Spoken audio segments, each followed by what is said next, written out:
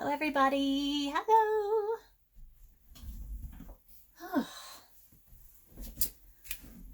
Sorry, I'm a little late today. There we go. I think that works. And yeah, I think we're good. Hello. So I wanted to let you guys know, I usually try to come on a little early so that in case I have any announcements. But I wanted to let you guys know that this new jacket, I think some of you guys have spied it on my feed for a while here. It's the Batwing style jacket. It is called, I decided to call it the Floor Jacket. Here we go. And it is ready for testing. So I just posted the call for testers for this jacket on my feed. You can use the link in my bio if you'd like to test it. This is a super simple one, surprisingly simple. There's no sewing involved. It's made almost all in one piece. So really, really fun one, and it's ready to be tested. So if you guys are interested, this would be a great one if you have been considering applying to test for me and you haven't tested before, so you're interested in starting out. This would probably be a good one to start with. The timeline is going to be a little short. I'm on a deadline from the yarn manufacturer. But if you have experience crocheting and you just haven't tested, this is a really great opportunity to start out if you would like to.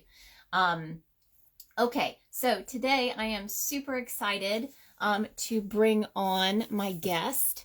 And my guest today is Mattie of Laser Llama Boutique.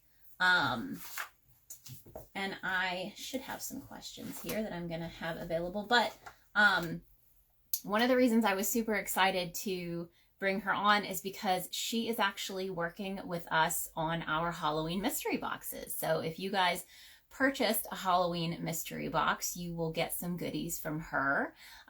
So not going to say what they are, but we've been super excited to have the opportunity to work with other makers within our community for these boxes, and that's one of my favorite parts, is getting to work with other people. So without further ado, again, for anyone watching the replay or for anyone who's here live and you have not joined in on any of my lives before, I am Evelyn of Pink Sheep Design, and this is my Pink Sheep and Friends Friday series where I bring on other makers from our community to chat about their journeys and how they got started and what that has looked like for them. So let's go ahead and bring her on.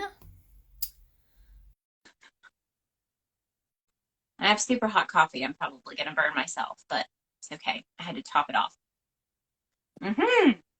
Hi. Hello. Oops, sorry. I'm trying to get my stand to work. Oh, no, you're good. And I'm going to have to move my things around too. How are you? Good. How are you doing? I'm doing great. I'm doing great. It's actually really, really pretty today. So it's going to be a nice Friday and a good start to the weekend, right? And remind me where you are again. I'm in Idaho. Like, okay. It used to be the middle of nowhere, but then California found out about us. So. That's awesome. And how is it? Is it nice there right now? Yeah, it's actually like one of our first cool days. Yesterday cooled down, but it's been in the 80s and it's supposed to be like 80 next week. And all I can think is the whole time growing up, I wanted my birthday in October to like have a pool party, like all the cool kids that have birthdays in the summer. And I never got that. This year might be the first year I could have a pool party, and I don't have pool parties with my friends anymore on my birthday. So it's just kind of like a cruel joke. Yeah, today, so yesterday it got really hot. I think yesterday it still felt like it was in the 90s here. But this morning I had my little light hoodie thing on and went out to feed the dogs, and I was like, oh, this is actually really nice. I might need like my heavier hoodie, you know? I know, that's funny. At my son's football game last night, they sold out of hoodies because no one was prepared for it to get cool enough to need one, so no one had one. So I went down like third quarter to buy a hoodie, and they were sold out and closed shop. Oh. You're like, I should have brought yarn and I could crochet myself one. I know. I had yarn, just not enough. Someone says it's 61 here. Well, let us know where you are because that's already really cooling off then. Yeah, I don't think we've gotten into the 60s at all yet. Um, okay, so if you would do just a super quick introduction and let people know who you are, since we've already been talking about the weather and not not ourselves. So, in case anyone is not following you or has not met you. I'm Mattie. I run Laser Llama Boutique and I make lots of tags and accessories that are full leather based. And Mhm. I started out crocheting, so I still make a lot of crochet stuff and patterns and mostly stick to beanies and stuffed animals. But yeah, that's it. Awesome. So you design patterns still. Is that what you said? Yeah. Yes. And those are in your Etsy shop?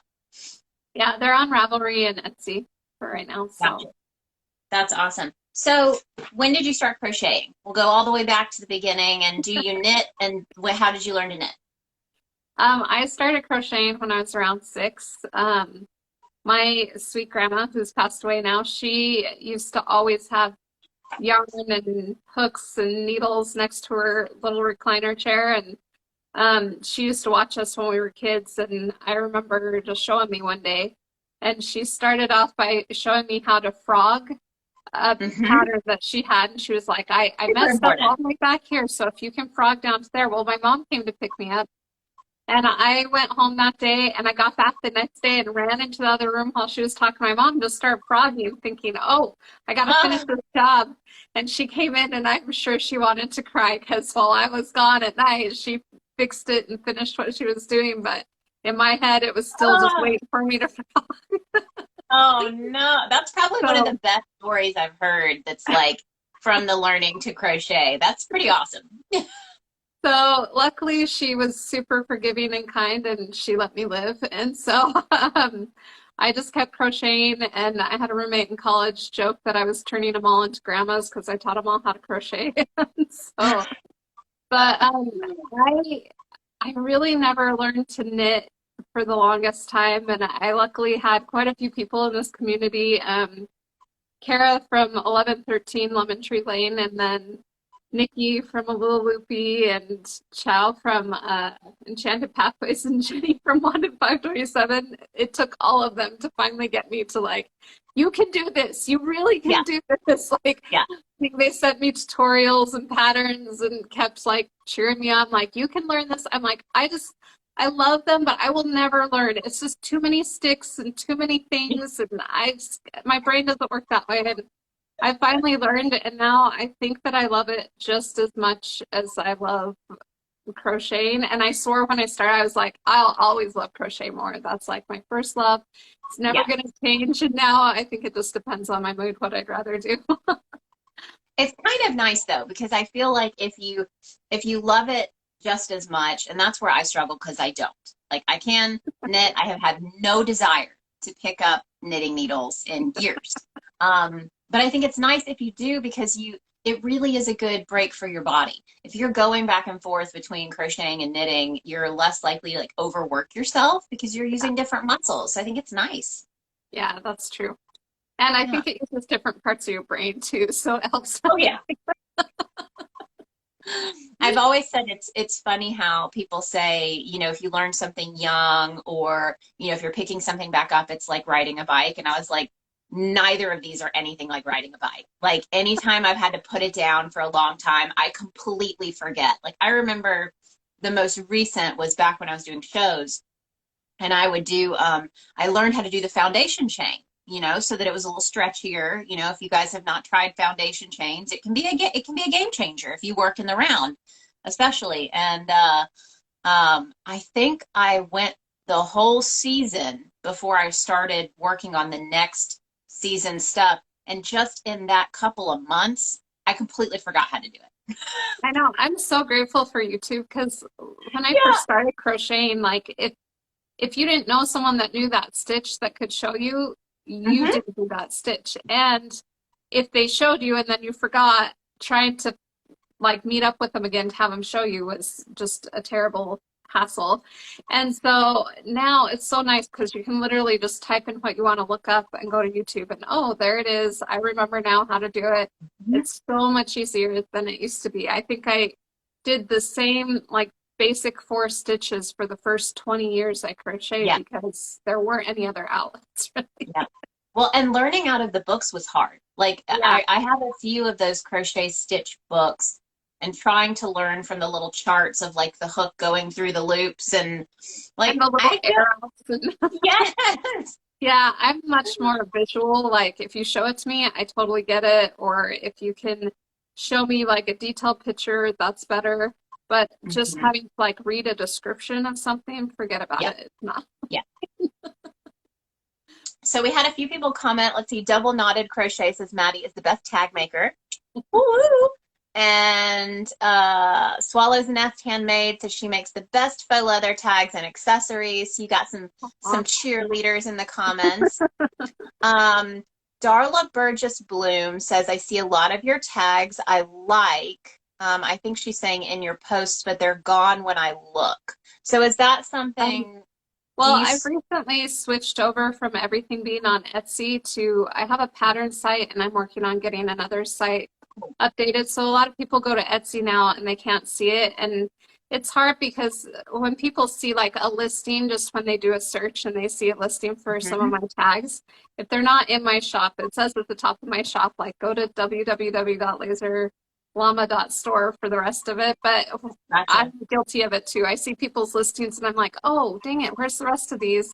But I'm not in their store, so I don't see like their shop announcement that says, oh, we're moving to this site. So that's a fairly new thing. And yes, I do sell out of things from time to time. I'm working on going to like most of my holiday stuff, hopefully for the next few months, is going to be ready to ship. So there will be a chance that some things will sell out, but I'm trying to keep things stocked just so there's a faster turnaround time. I know people struggle getting stuff shipped to them quick enough to get all their gifts and stuff ready for this time of year. So I'm hoping to help with that.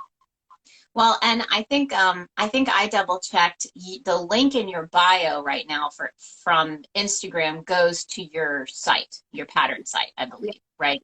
Yeah. So if you're on here, Darla, be sure that you're not just looking at our Etsy shop, and you might be able to find what you're looking for. And there is a link on the link in my bio for Instagram. There's a spot they can click and it'll put them on my email list.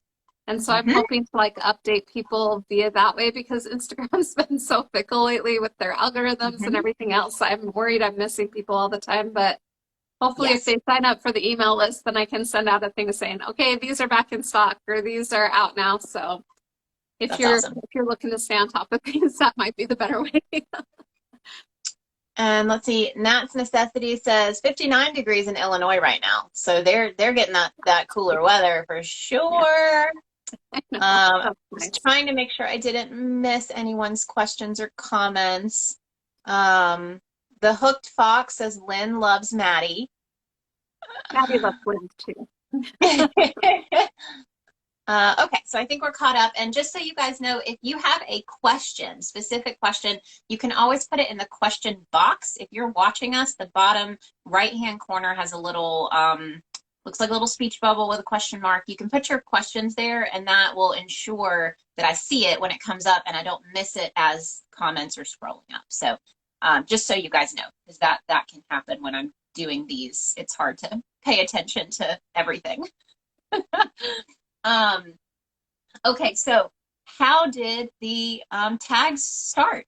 How did that journey start? I've always I'm a word person. I love fun sayings and clever things like that. And the more I got into crochet, I love Kathy's Cozies. But I would always have I'd want a saying that was just a little different, or I'd want to put something like an inside joke type thing on tags or stuff like that. And it was when Glowforge was making their big push to sell all their things. And finally I told my husband, I said, look, if you let me get this, I promise that I will do this on the side. along with crochet, and then it'll make a little extra money, but mostly I can just get my tags that I want. And he was like, well, I don't know. You need to put together a business plan. And that's, ask me to like create something out of yarn, sure, but don't ask me to put together a business plan. Oh my So gosh. like, are you kidding me? And he's like, no, I'm serious. You need to. So he wanted references from other businesses that did the same thing, like how many sales they got. I was just like, oh my gosh, I hate you. Just let me get my thing. Yeah. Anyways, I'm glad he did that though, because it set my expectation for, okay, I could do even a quarter of what these other businesses are doing on the side and pay off the machine. It'll be okay. So I got the machine, and I was lucky enough to have a lot of close crafting friends that were like, sure, I'll give you a try. I'll buy some tags from you. Mostly they knew my husband was going to kill me if I didn't make it. Please. So that kind of helped get the ball rolling. And then within a year, well, no, within like 4 months, it had gotten busy enough that my sweet little Glowforge that I named Lenny, he was not keeping up. And That's awesome. So I started looking into like some commercial bigger lasers, and I ended up getting an epilogue who I named Lola, and she is amazing. Lenny and Lola. Do you guys have Maverick country stores out where you're at? No, I haven't heard of that. They're like a gas station out here, and their spokesman for the longest time, his name was Nitro, and he had just like jet black hair and a big old beard. When Lola got here, I was so excited because I've been waiting for months to get her. And the UPS like freight truck pulls up outside my house, or FedEx freight or whatever. And the guy that gets out looks exactly like Nitro, but I couldn't like place it in my head. And I kept saying, you look familiar. Are you sure I don't know you? Sure, the guy was like, oh my gosh, let's just drop this laser off and get this lady out of my hair. Anyway, so he like drops the laser off. I'm all excited. And then it literally sat in my garage for 3 days because I was so scared to even like open it or use it. It was huge compared to my last one. I was like, what if I like light my whole room on fire? Like, what if the laser goes rogue? Like, I don't know what's going to happen here. But I finally, I had a friend of mine purchase Lenny, and I sent him off with some snacks for the airplane ride, and I got Lola into place, and she has been amazing. Like, I could not keep up with what I do or do half the things I do without her, and I'm really grateful for people like Kathy from Kathy's Cozies who encouraged me and were like, no, it's okay, you can do this, and stuff like that. But it's been awesome, and I don't know, I just have this passion for creating like new things. I'm always looking for like, what can I do to make crochet life simpler? Or what can I do? Because I love making bags, but I hate making the straps. So this summer I was like, okay, well, what if I made a strap that went here?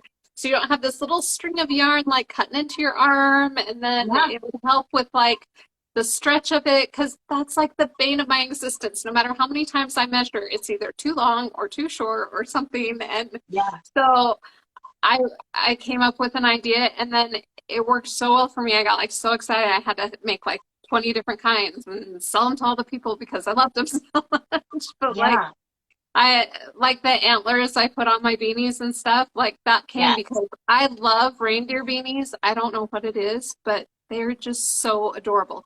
You could put them on a 60-year-old man and they'd still be dang cute. And I just hate having to crochet little antlers and things like thanks. Like six crochet and around over and over for 50 rows. Yeah, I can't do that. So I was like, there's got to be a better way. So that's kind of my goal. And I love all the tags and stuff, but my real love is creating things that make all the other stuff easy and fun. So and we had let's see, who is this? Liz Nitty Whitted. Yeah. Your success is so admirable, Mattie. Love your fun items. Thanks, Liz. Well, and it's interesting because the way that you talk about creating new things, that was really I think the drive for us too, because we have the 3D printers. And my husband wants a laser engraver. Like he has this whole list. I feel like he wants all the tools. Like if there's a tool out there, he doesn't have it, he wants it. So it's on the list of like things he wants to try. Because I don't know if one of the very first hooks that we created, we actually put like pink sheep design down the side of it. Oh yeah. And because it can print that way, can print it in there.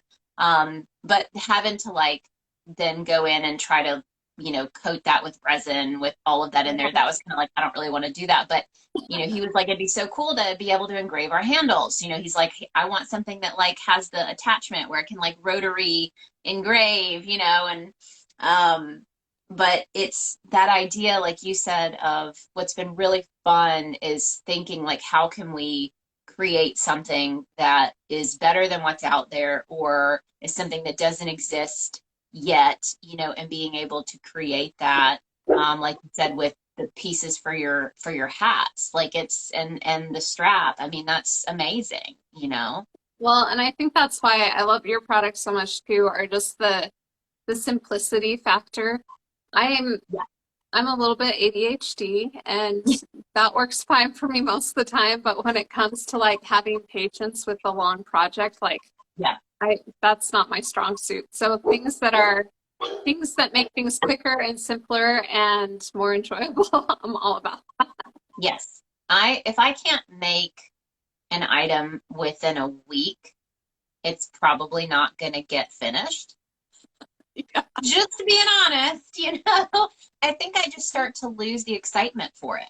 Yeah. So like, even as I see the progress, if I'm getting into like 2 weeks, 3 weeks, I'm kind of like, I don't know if I want to, I'm only halfway through this thing, Yeah.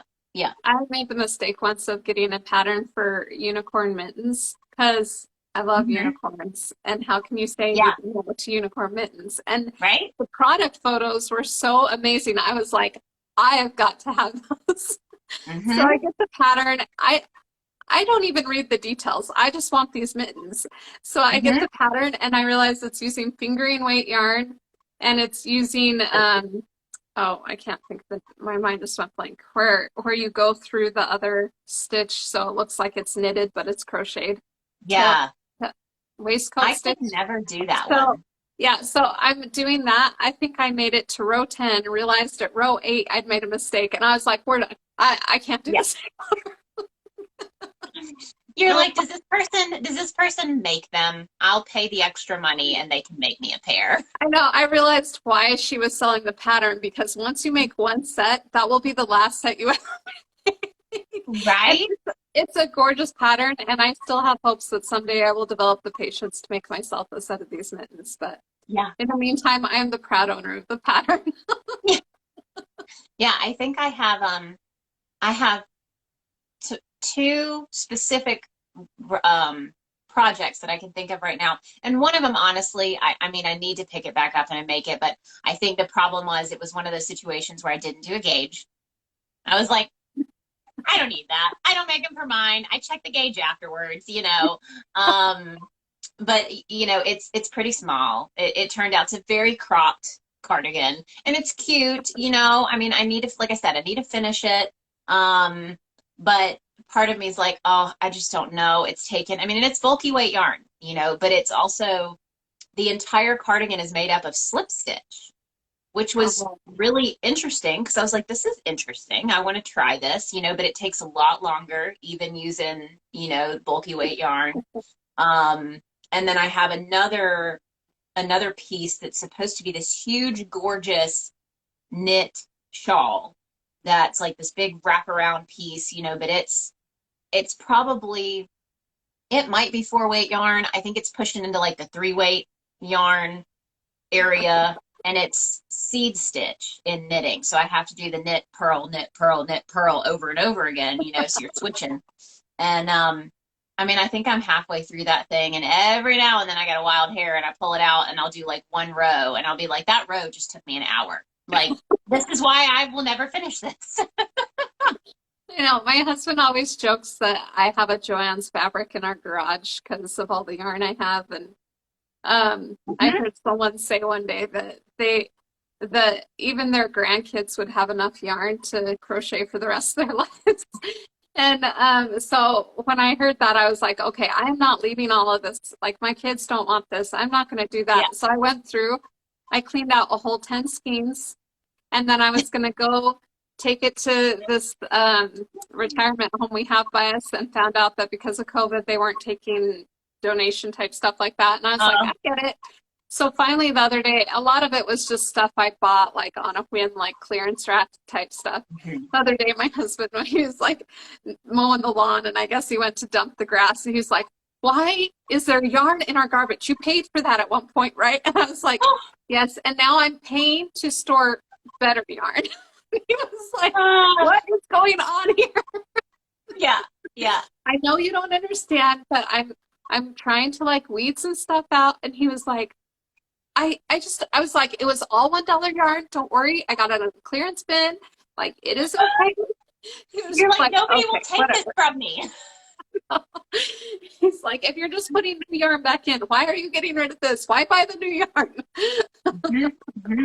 Well, and it's difficult because, you know, there have been times where I've thought about doing like a de-stash sale kind of thing. But the problem is the weight and the size, because especially most of mine is bulky or super bulky. And so I remember I had someone ready to purchase. Like, I was going to do the best deal I could possibly do. I was doing like $1 a skein, and they wanted all of them. I had some of that. I still have it because I didn't end up sending it, but it was the finger crochet type yarn that's got the loops, and it ended up being like $30 and change to ship it. So even though I was doing this great deal on each skein, it ended up being more than it probably would have been if they'd found it on clearance, you know? Yeah. So that's where it gets difficult unless you have someone local who wants it, or if you can donate it and someone actually wants to take it, you're kind of stuck with this yarn. I just figure I'll just keep it, and when I go into a retirement home someday, I'll take it with me, and then we can then just you'll have lots of friends till we die. Yeah. We're just gonna all be yarn friends, and exactly. That's actually a good idea. I mean, I think I'll trade yarn for like chocolate chip cookies that day or something. Like, I will not eat that soup, but do you have more cookies or pudding cups? I will trade yarn for pudding cups. Awesome. Or like, I'll make you a hat. Like, you're talking to whoever's in the kitchen. Like, I'm going to make you a hat if you slip me some more cookies. I know, exactly. The nurse is like, if you keep that patient away from me, you can have a scarf, a beanie, whatever. I will make you anything. Just Oh, that's awesome. Yeah. Yep. So we talked about how you learned to crochet, and I would love to know when that actually turned into like kind of the time frame. Did you start selling items, and when did you start looking into like the pattern design? What did that kind of journey there look like for you? Mostly with the crochets for the first, like, I don't know, till I was like about 10 years ago, I just would only do it like for friends or family or gifts or things like that. And then about, like I said, around 10 years ago or so, I was looking up a stitch on YouTube, and a thing popped up for, again, unicorns, how to make a crochet unicorn, and I couldn't say no to that. Yeah, so I followed that video, and for a while I kept it just to remind me of where I started with making crochet animals. It wasn't bad, but it was misproportioned a little. Like, the head was way bigger because I think I used different yarn for the head than the body. I don't know. It kind of looked like a Frankenstein unicorn. But I realized, like, I had grown up like a huge stuffed animal junkie anyways, and even to this day, I still have a tote of stuffed bears that I've had since I was a kid that I can't get rid of, but my husband won't let me keep in the room anymore, so they just stay in this little box for me. But I just loved them, and I thought it would be so cool if I could make things for, like, I started out just for like my kids and nieces and nephews and stuff that can make them happy and smile and feel the way I did, but be like a special touch. And so I started doing that, and then I have friends here or there say, hey, I saw the mermaid you made, or I saw this that you made, Mhm. and will you make me one? And I had a little group of crochet friends that kind of did the same thing and would teach me tips and tricks here and there. So I was doing that, and then I think I started making beanies shortly after that. Maybe a year or two later, I started working on beanies, and I just, for me, a lot of people say they don't understand like patterns or how to read them and stuff. For me, it kind of came natural. Maybe it's because I've been doing Mhm. it so long. I don't know, Yeah. but my first pattern, I'm not gonna lie, was total crap. And I pretty much had one tester just like send it back to me and say, I'm sorry, there's just too many changes. And I was like, sure. But it was the truth. Like now that I go back and look at it, it was what I would have found like in a free pattern online that was just the basics for if you know everything already and you don't need a lot of instruction. It You was can kind of figure what it it out. was. Yeah. And so I've learned a lot since then. And even now, like I took down a pattern the other day because I went back and looked at it and I was like, oh, I mean, the pattern wasn't bad, but a lot of the techniques I use now have changed. And I'm like, I don't have to turn my work to do that. Like, I'll just do Yeah. this stitch instead. So I'm rewriting some of my older patterns, and I think Yep. it's good to kind of go through every once in a while and do that. We're always changing and getting better, and so it doesn't hurt. But so a lot of that just kind of came easier than it does to some people. So I'm grateful, but I've had a lot of learning that's happened in the process of having testers and stuff as well. Because I think you can't have a pattern tested without learning something every time that you do. And Oh there's yeah. always going to be someone testing your pattern who you just kind of think in your own little box a lot of times. Mhm. And you don't realize, like, it just doesn't even occur to you to think a different way until someone says, Yeah. well, how do you do that? I'm like, Yep. oh, oh, I see why. Okay, well, Yeah. yeah, I can word it like this, or I can do it like that, and that makes more sense. So I'm a huge fan of testers, and I'm a huge fan of just all the help I can get because I love this community, and there's so many talented people that I don't think you can ever go wrong when you have help with something. So, Mhm. but yeah, so Well, I started doing patterns and stuff, and I don't have a ton. I wouldn't say patterns are like my main focus, but I do love them, and I have three beanies that I've done over the last few months that I just don't have time to write the patterns down for. So I just mhm. keep making them for Mhm. myself because they're fun, and maybe when I get some time, I'll write them down and Yes. put them out there. Yeah. But sometimes I think it's kind of fun just to have your own patterns too that you just they're just yours and you just use. So Yeah. there's there's good to both ways.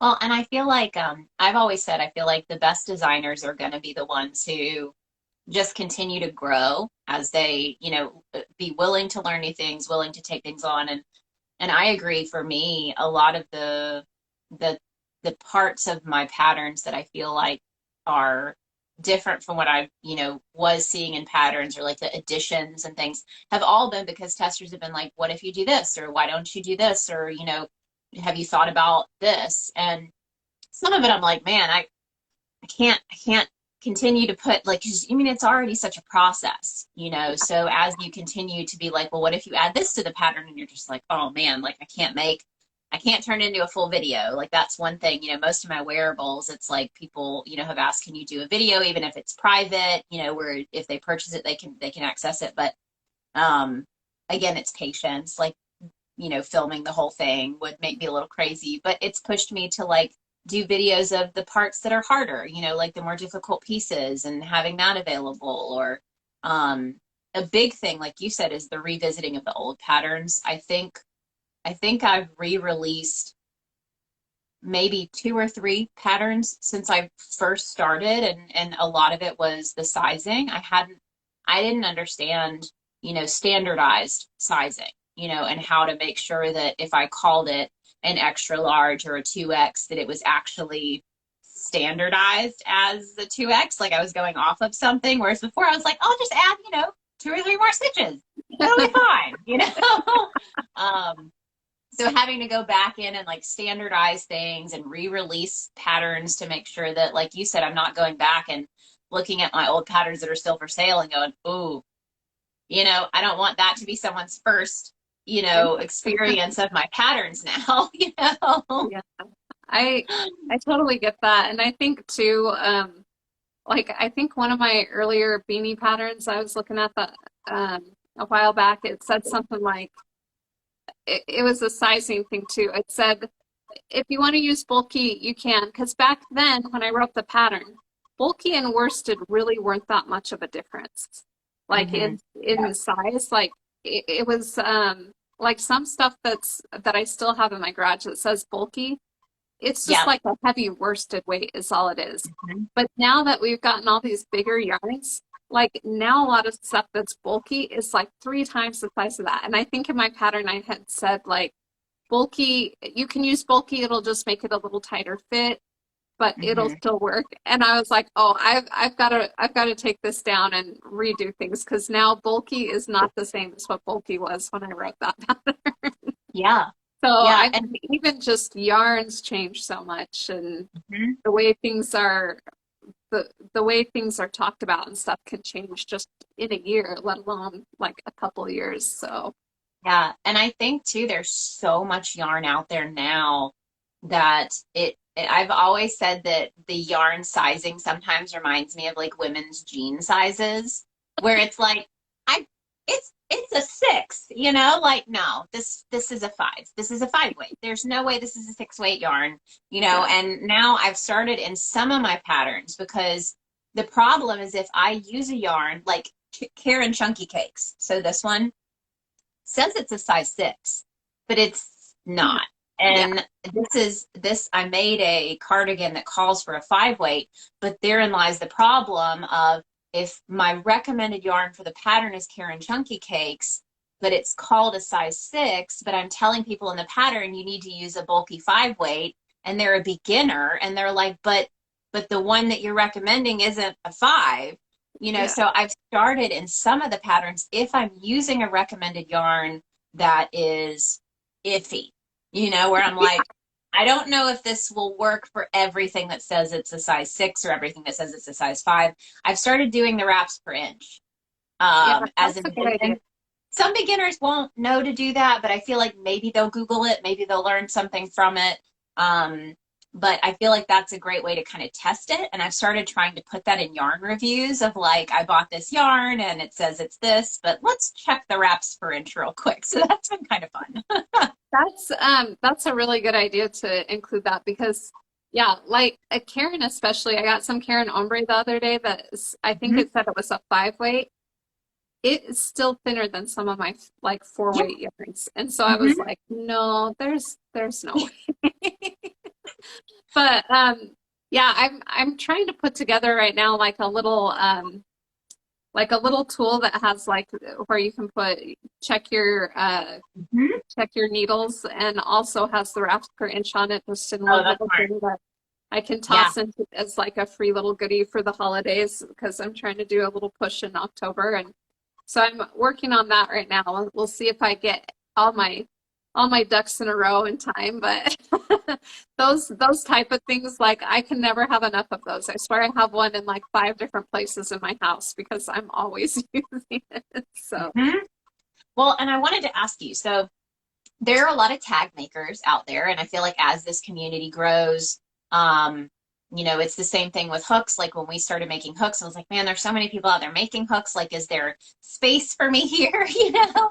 Um, but I noticed too, you know, with your tags, and correct me if I'm wrong, I think you do all ready to ship at this point. Like you don't do as many of the custom orders. Is that? I still do custom orders, and I from time to time I have to take those down if I get inundated, Mhm. Mhm. just for turnaround time and sanity purposes. But especially this time of year, I'll usually do like at the beginning of the week I release so many that are available for that week so that I can stay on top of it because I mean, I've only had to do it a few times, but there's nothing worse than when you're like waiting for your order and you see the ship date got pushed out or something. So Yeah. I hate having to do that. So, most of my stuff is, I print it once I get the order currently. Mhm. but Mhm. I am trying to move to more ready to ship for the holidays. Okay. But the way I've done it in the past is I have packs set up, and you can either buy one design from that pack or you can buy the Mhm. like a multi-pack from there.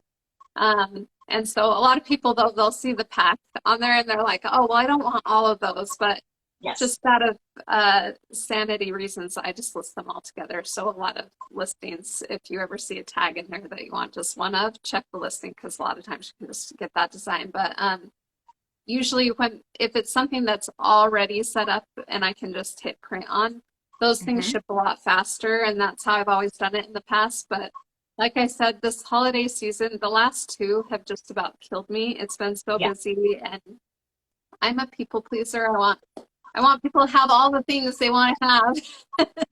But then at the same time, my family suffers because it's the 21st of December and I'm just sending out the last packages and I'm a total stress basket. But this year I thought if I can just have like the most popular ones from the last 2 years that have sold out regularly, I will just have Yeah. those ready to ship in a set amount of colors. And then that way people can still get what they want and I can still feel Mhm. like I'm making people happy. So it's like a win-win kind Yeah. of.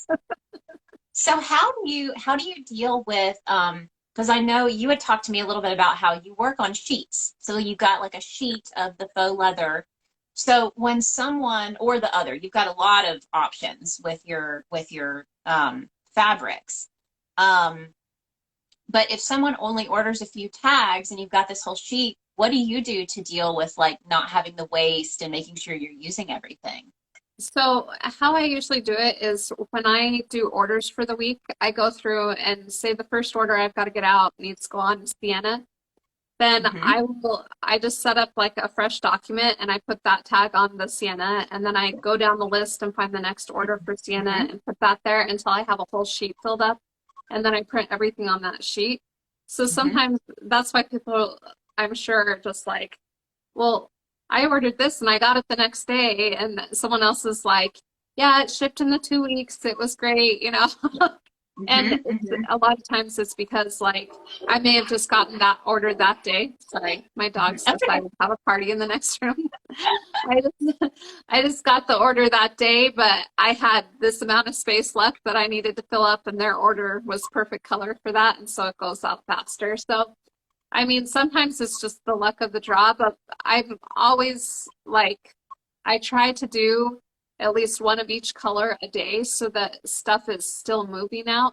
The Hmm. thing that gets hard is when I have an order that's maybe like 10 items and every single item is a different color, which I Yep. am all for. Being a Libra, I can't make a decision to save my life. So I would be that person that would order that, and I Yeah. totally get it. But it just means that like I printed 5 of those colors today, so half the order's ready, and then it takes me a couple days to get the rest of the order. So I always feel bad because I feel like I'm lagging behind on those orders, even though they're still going out. I just am like, it's almost done. It's halfway Yeah. done. Well, and So, I didn't know if you ever used it as an opportunity to like build stock. Because I know you talked about that. I was oh, like, if you still have space on a sheet, if it's like, well, this one's been really popular in this color, so let's just do a few extras. I didn't know if you ever did that. I haven't in the past really, but I've been trying to do more of that. Um, Hmm. this is going to sound really funny, but as someone who prints tags, I actually don't have my personal tags hardly ever. I have to like Hmm. print those when it's a necessity for like a craft fair or something. And so recently I've just been like, okay, every time I have a sheet that has like Hmm. only a tiny little bit of space, I'll print a couple tags of mine on there and then I'll Yep. actually have some. And I've been like, why haven't I been doing this the whole time? Then I would actually have tags to use. Like someone will Yeah. have a birthday and I'm like, oh dang it, it would have been cute to like be able to Yeah. put one of the Yeah. laser limit tags on there and I don't have any. Yeah. So Uh, yeah, it's my husband always uses the analogy of the plumber that still has an outhouse. Like when I did mhm. massage, he was always like, "Oh yeah, it's like the plumber that has an outhouse still I never get worked on." Yeah. And Yeah. now I'm like, yeah, it's the laser engraver that never has her own tags because she like sent them all out like, "Oh, here's some freebies. Oh crap, what am I going to use?" Yeah. Oh So man. I do try to, like, if I have a little extra space, I try to send out free tags in everyone's orders. I used to send like a little goodie or a treat, but Mhm. went through a spell where I was allergic to everything. So, and I know some people are too. So I didn't want someone to open up a package and break out and hide. Yeah. So Yeah. I started just printing out extra tags when I get a chance. So a lot of times if I do have extra tags, it's like stuff that's I think are cute or fun that people would like for that season. So I just send it in the orders. But yeah. That's smart. I like that. So do you have a favorite tag right now? So we're moving into the fall, moving into Halloween. What is your favorite tag? Okay. Like hands down, it changes. Like I told you, I can never make a decision. I'm like a total Libra, but I'm asking you all the fun, hard questions. hands down, like one of my favorite tags that I've come up with for this season is it's like a Ray Dunn type of a font, but it says "I ain't afraid of no ghosts," Oh, I love it. and it's in a Halloween pack of those, but you can get just that one if you want. I think that whole set has become one of my favorites. There's one in there that says, "Have you seen my flying monkeys?" and stuff like that. But Oh, I am usually like I would usually just say Hocus Pocus any day. But yeah. a little Loopy has these palms right now that are like the white with the like lime green tips on them. Mm-hmm. And that paired with the I Ain't Afraid of No Ghosts on a black beanie, I would wear that all day, every day. Yeah. So that's got to be my favorite tag right now. I love that. That's fantastic. So what do you do to find inspiration for new tags? Like, do you have a process or do things just hit you? Do you write them down? Like, what does that inspiration brainstorming process look like for you? It's super technical. It usually happens about 2 a.m.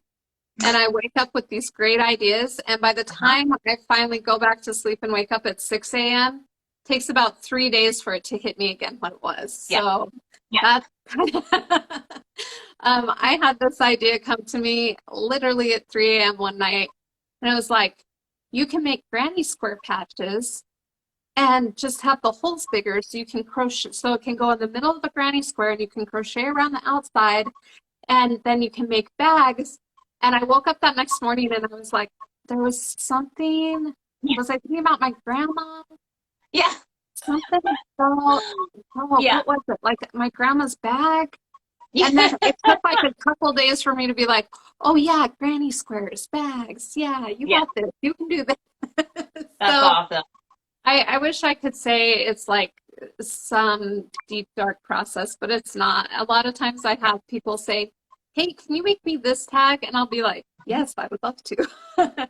Yeah. Or occasionally from time to time, I'll see, like, if I'm at Hobby Lobby or Joann's or something, I'll see a saying that's funny, but I'm like, oh, that would be even funnier if it said this. And so then I gotta Mm-hmm. go make a tag for it. And like currently my parents, they live up in Sun Valley area and they have this thing they do every October called Trailing of the Sheep.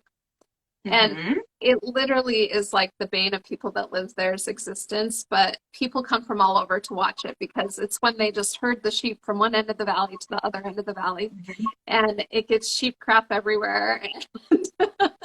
But people love it. So I told my mom, I was like, this year, I think I want to make patches for hats for people that are coming to town for that. And Yes. so it could just be like something like that. Like I made a bunch of tags that say dodging sheep with the poop emoji on them. And That's I'm like, hilarious.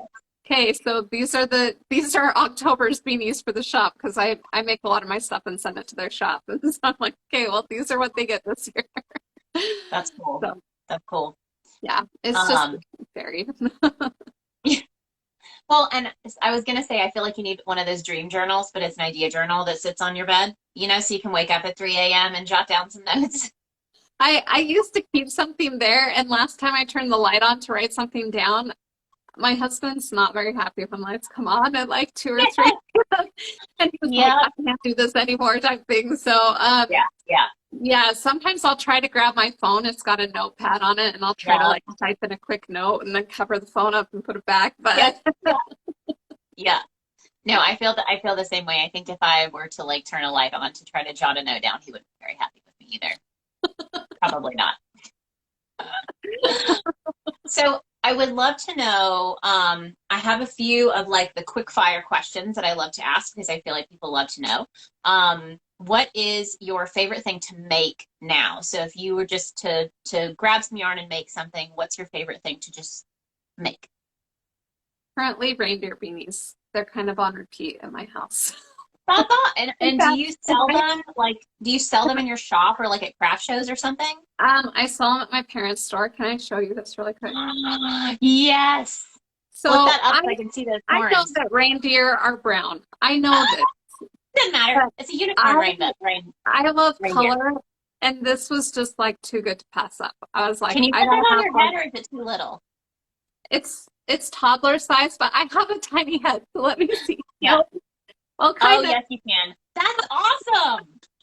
Oh, I love it. And you Get it make off my head. and you make the horns, right? Yeah. Show those So up close. I make the little antler things and then the beanie tags. And Danny's Design Craft had done some cute ones earlier this year, and I was like, oh yeah, I got to get going on those. And so I had Red Heart came out with this brushed yarn that's so pretty right now. And of course, I'm walking through the store like I need more yarn, like I need a hole in the head. But it was, I mean, look at this stuff. It's just like fuzzy and soft and everything beautiful. So anyways, I had to have some, but I didn't know what I was going to make. I was like, I'm just going to make my Slay Me beanie and I'll figure out something later. And then I saw the pink antlers and I'm like, well, those don't really match, but then I couldn't resist. And so it just turned into that. So how did the antlers attach to the hat? so they have, I don't know if you can see that, but they have like little holes kind of at the bottom. I see. Yep. So what I do when I make it super simple is I just set it on the top of the beanie and I pinch it kind of like that. And I flip the beanie inside out and I just stitch through the holes. Gotcha. That's smart. It just goes on there pretty quick and easy. I go through it like twice, I think, for each hole, and then it's just there. And you can sew antler ear, or you can sew reindeer ears if you want, but the palms, I think, for girls are just cuter. That's really cute. Fuzzy. That's awesome. So where do you like to buy your yarn? Where's your favorite place to buy yarn from? My favorite place to buy yarn from is actually Fainting Goat Fiber Art. But sadly, I can't afford that all the time. And for a lot of the stuff that I'm just like not making for myself or a family member, I don't want to, I cherish that yarn. So I don't want to like just give it to anyone that doesn't even know the difference. So when it comes down to like actually buying yarn, I think between Hobby Lobby and Joann's, since they literally built 2 stores across the street from each other, I have a hard time choosing because I love both. And I feel like it was some cruel joke that they did that. Like they just like, I don't know, stalked me and were like, oh, I bet if we put a Hobby Lobby here, she really will never leave this block. Yeah. And what would you say if you had to pick, let's see, because I love, I'm going to ask you to make you pick something that's your favorite. If you could only choose one brand and style of yarn to use for the rest of your life, but all of it was free, what would you choose? Oh, one brand and style. So it would have to be like a type of yarn from that brand. But you can have all the colors in that style, Dang it, this is hard. I would have to say I'm probably going to go with Lion Brand. I think at the end of the day, Lion Brand has the most yarns that I love. But deciding which type of yarn in there, I'm kind of a chunky yarn girl at heart. Like I love all things chunky, and I love chunky yarn beanies. I love oh man. Okay, let me do it this way. So if I had to pick for amigurumi stuff, I would only use Bernat or Bernay. I think I say that wrong all the time. Bernat. Yeah, I think it's Bernat. I would only use their chunky yarn all the time. They're extra chunky. It's like the extra chunky chenille yarn that they have. Okay. Yeah. it's like super fuzzy. It's like crocheting with a teddy bear. It's awesome. So Mhm. I would use that Mhm. all the time for stuffed animals. And Okay. then when it comes to just yarn, I would choose Lion Brand. And I would probably just go with, I think it's Homeland. That's the worsted weight because then I Mhm. could Mhm. do Yep. all the things with that. So if I had to Okay. pick those two, which that would be like the worst world to live in. But if I only had to pick two, And I think is it Heartland? Is that the one you're oh, thinking of Heartland. that's like a it's very earth tones, Yeah, if I Heartland. remember Yeah. correctly. They Yeah. have like, well, they It's have a really ton of pretty. colors usually, but they're all kind of, they almost look heathered kind of. A Yes. lot of them do, Exactly. and I really like that. So, Yeah, yeah. Well, and that's what it's interesting that you said you like to work with the fuzzy yarn for the amigurumi because I feel like a lot of people are like not touching that with a 10-foot pole. Like I've seen people use like the blanket yarn because I feel like you can still see stitch definition well and it's chunky. Um, but I was going to show you, I just got done. I have it in here. Where did it go? Oh, it's back here. So I started using the Chanel style yarn from Hobby Lobby. I bought it last fall and wasn't making anything with it yet. So I was like, I gotta wait till next fall so then I'm, can make something with it. And it's actually cold outside. So this is what I'm working on right now. ooh, that was pretty.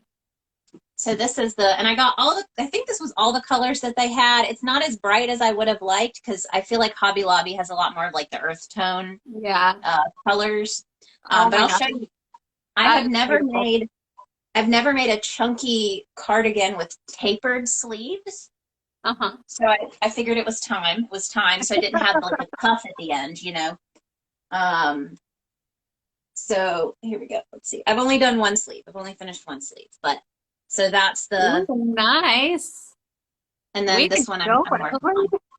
That's awesome. So that'll be coming at some point. But I think I ended up using like a 16 millimeter hook for this, and it's very you can still see the stitch definition. Like it's Yeah. almost heathered, so it was easier to see than like some of the more faux fur Chanel that's out there.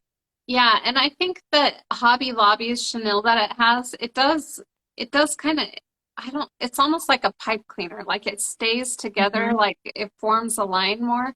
And the Bernat definitely doesn't. It's more fuzzy kind of. Yes. But I totally get people that say they hate crocheting with it, but I've found that I've been doing it long enough that I just kind of go by feel, like my hands move along to each Mhm. stitch. And so half the time I'm not even looking at it anyways. So Yeah. It's I think, practice, right? yeah, I think when you get to that point, it doesn't really matter what your yarn is made out of. You're still gonna go with whatever. But when it feels like so fuzzy running through your fingers, I just love how it feels. So I want Well, to work with it because it's so and soft. fuzzy stuffed animals, like people want their if it's truly meant to be like a stuffed animal versus I do feel like there's people out there, like I don't think as an adult, I don't think that I would buy like a big amigurumi just as like a collectible. I know there's a lot of people who do. um I just don't know where I'd put it. I think that's the problem. I um know. But I feel like if you're a kid and you get a stuffed animal, a lot of times you want it to be squishy and soft and like a teddy bear. And, Yeah. I was going to, because I have actually got this in college, but I'll show you this is I think I have one other stuffed animal that I've kept, but this is Oh, so my cute. little bear. And it's not crocheted, but I feel like people could, if they use that kind Yeah. of fluffy yarn, they could do that. But I was in a sorority in college, and their little mascot was a panda bear. So my big sister got this for me in That's college, so and cute. we just had to keep him and give him a little hat so that he could I sit, know, in the that's yarn room with adorable. me. Beth from Highly Inspired, she uses the faux fur yarn to do knitting machine animals, and seriously, they Mm, just look like any other knitting, like any other stuffed animal wow. you buy. They're so Yeah, cute. And that was like all about Amy. Amy, all about Amy, all about Amy. She has it's used Lion Brand's Go for Faux, maybe, or maybe like a Sherpa style yarn, and it does. It looks just like this little guy, except it was crocheted. I'm in my daughter's room, so she has one of my first Oh, T-Rex, but this is that Bernat yarn. So it just kind of is wow. like super fuzzy. I mean, you can still see like some of the stitch definition to Yeah. it if you get close, but from a distance, I mean, I'm realizing now this is pretty worn out, but Is it Velvet Plus? Is that yes, the, that's the name of it, the Velvet Plus. And and the that is colors tougher. The That colors is are tougher. limited, but and a Mhm. lot of people hate using that type of yarn because of the fluff that goes everywhere. Mhm. I totally get that, but if you hate that, try placing a little piece of masking tape. Like before I cut it, I just put a little piece of masking tape and then I cut in the middle of the masking tape. That's smart. And it That's keeps smart. everything together. And then usually that's an end you're going to weave in. And if you're trying to thread it through a needle, it makes it easier to get it through the needle. It's like That's my smart. favorite trick I've come across, but that's usually what I just have like painter's tape or masking tape always like in a little drawer by where I crochet because I do use that yarn a lot and I Mhm. hated that part too, but it makes it so much easier. And I think at the ends is really the only place the fluff comes off a ton with that Velvet Yeah. Plus yarn, so it's not too Yeah. bad. Well, and I But feel like if you're putting masking tape or painter's tape over the end and you're having to stuff that into your amigurumi, that it's going to make it stay in place more easily, you would think. yeah, it might. I don't know. I mean, I haven't had anyone complain about the ends coming out, so Yeah. I'm sure it does. And that's my But yeah, concern with this one, um, because it does the ends. So, if I go to like pull on the end, yeah, stuff's it gonna just come comes off. So I don't know. I'm always so afraid. As I've had people who are like, just burn the end a little bit. And I'm like, I'm afraid if I like put fire to this, the whole thing's gonna light up. Like, I don't know how flammable this is. I So I, actually did try burning it once because someone uh-huh. told me that. They're like, just burn the end and it just fuses together. Mhm. I had apparently I'm not talented at that. And so part of the yarn was going into the skein over here, and then I was holding it and I just burn it, and then it just kept like getting longer. And so I'm looking at my hand, quit paying attention to the flame. That was dumb. But anyways, I'm like, why is it stretching? And then I look back, it had just melted and it was like going everywhere. And part of it was starting to light on fire, the part that was going back to the skein. And so I Yeah, was like yeah. freaking out. And that was the Yeah. last time I tried doing that. I was like, no, I'm not gonna do that anymore. That would be me. So I need different yarn hacks. I need to start Googling that because I love using this and I would love to figure out a couple of different techniques, because I like the painter's tape, but I worry if I tuck the end in, I'll feel it, if I have tape yeah. on there. So Um, I need some more ideas. yeah. So is that like, I mean, is it super warm and soft? I would imagine it would be like so comfortable. I got this far and I showed my husband and he was like, I need a blanket.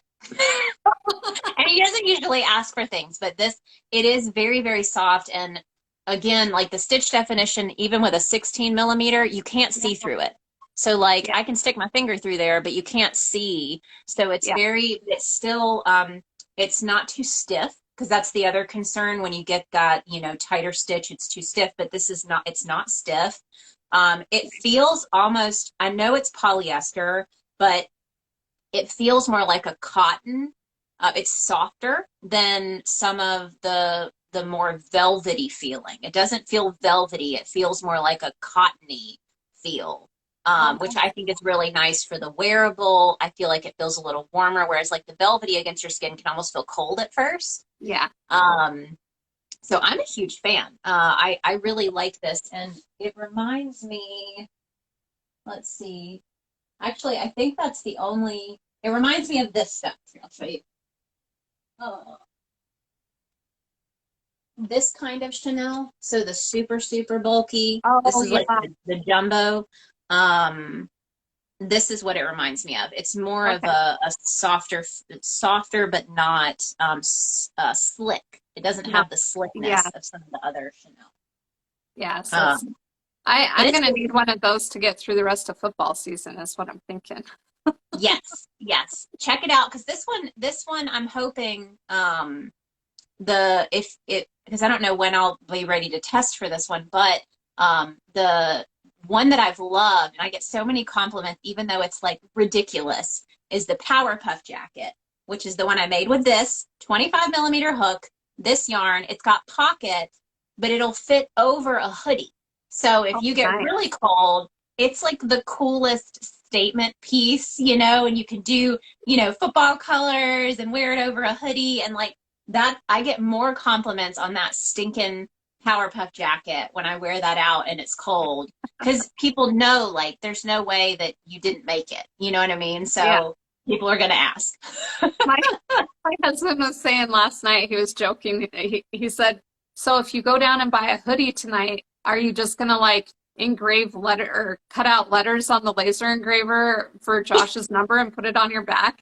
And I said, well, if he keeps That's looking smart. like this, you better believe I'm putting his number on my Yeah, back. yeah. That's awesome. Oh, well, we are over time. So I don't want to keep you too long. It was so good to chat with you. It was I easy. I know. like just keep talking about yarn. I know. Thank you so I'll much have for to bring having you, me. I'll have to bring you back on. Maybe once the seasons change and we'll just check back in and see what you're working on. Because I think that's kind of the goal for this one, for this series is to like bring people on, talk about, you know, the beginning and like how you got started and what you're doing, but then hopefully check back in with people and then we can, you know, continue to do that and see what people are working on and what's new in their life. But yeah, if anyone is here who missed maybe the beginning, you can rewatch it on Instagram here. Or if you want something to binge watch, I also post these to YouTube. So there's a whole playlist of all the episodes. I think this is the 30th episode. So that's pretty crazy. So that means I'm in my 30s again. So that's perfect. There you go. So yeah, if you guys want to look at that, I'm Pink Sheep Design on YouTube, so you can check that out. You can bookmark the playlist if you want to do that. This should be up on YouTube within the next couple of hours. But again, you can watch it here as well. People are saying great chat. I'm so glad you guys enjoyed it. This is always super fun. And thank you again, Mattie, for coming on. Thank you, And everyone. yes, we'll chat again very soon. Yeah, Everybody thank have you. a great weekend. Bye, Have guys. a good weekend. Bye.